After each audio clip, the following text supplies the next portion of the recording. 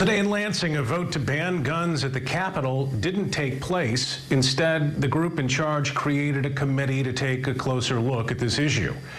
News 8 political reporter Rick Albin joining us now with what the governor is saying about all of this. Rick? Yeah, the Michigan Capitol Commission is normally dealing with things to keep the Capitol building, which is on the National Register of Historic Places, pristine, from the tiniest day-to-day issues to a big project going on right now to make it more energy efficient. Dealing with major, weighty public policy issues is not what the commission was set up for, according to their legal counsel, Amy Shaw. This extremely sensitive issue should be left to the legislative determination. A hasty and unlawful decision on this important topic would be unwise. This justifies further, in-depth review. I would recommend that the commission seek outside counsel and input and give this very impactful decision the utmost care and consideration.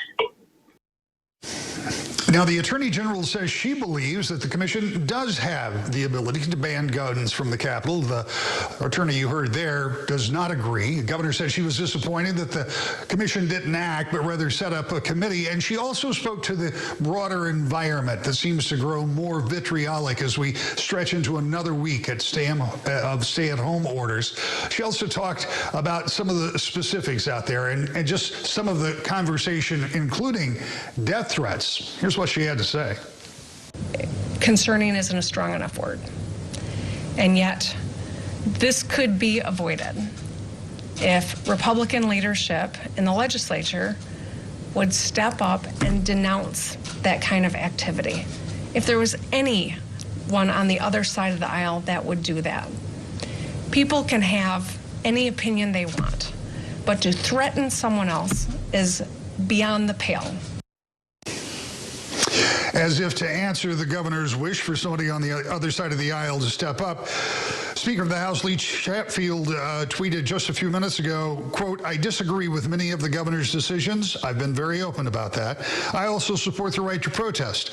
But as I've said before, those making physical threats to both parties are out of line and should be punished. It's despicable, it's wrong, and it needs to stop."